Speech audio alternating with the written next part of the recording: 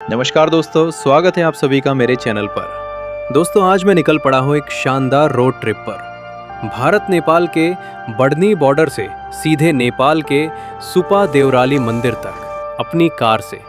आज के वीडियो में आपको दिखेगा बॉर्डर क्रॉस करने का एक्सपीरियंस, रास्ते का खूबसूरत नज़ारा, चाय का मज़ा और ढेर सारी मस्ती, सुपा देवराली मंदिर के दर्शन और शाम को शुद्ध शाकाहारी होटल में खाना, साथ ही थोड़ी सी शॉपिंग भी।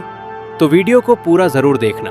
दोस्तों, अभी हम मौजूद हैं बढ़नी बॉर्डर पर। जैसे ही नेपाल में एंट्री होती है वैसे ही एक अलग फील आने लगती है। सड़कें साफ, हवा ठंडी और चारों तरफ हरियाली ही हरियाली।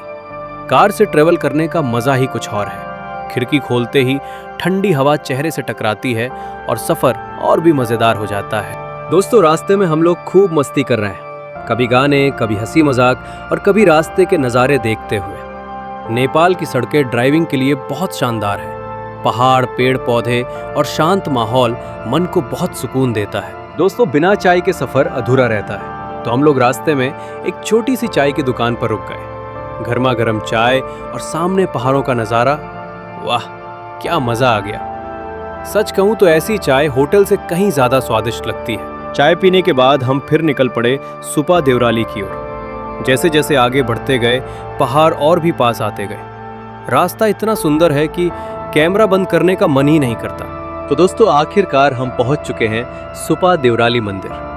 यहाँ आते ही मन अपने आप शांत हो जाता है। चारों तरफ पहाड़ और बीच में माँ का पवित्र मंदिर। दोस्तों, सुपा देवराली मंदिर नेपाल का बहुत ही प्रसिद्ध और पवित्र मंदिर है।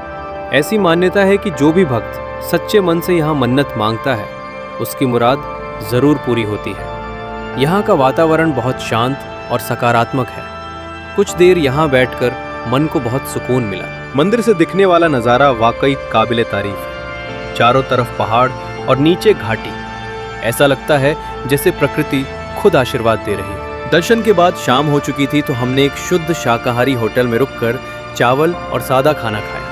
सादा लेकिन बहुत स्वादिष्ट खाना। लंबे सफ़र के बाद ऐसा खाना मिल जाए तो मज़ा ही आ जाता है। खाना खाने के बाद हमने घर के लिए थोड़ी सी शॉपिंग भी की। यहाँ की लोकल चीज़ें बहुत अच्छी लगती हैं और यादगार भी बन जाती हैं। तो दोस्तों, अब हम निकल पड़े हैं अपने घर की ओर। आज का ये रोड ट्रिप मस्ती, भक्ति और सुकून से भरा रहा। अगर आपको वीडियो पसंद आया हो तो लाइक करें, चैनल को सब्सक्राइब करें और कमेंट में बताइए आपको ये सफ़र कैसा लगा।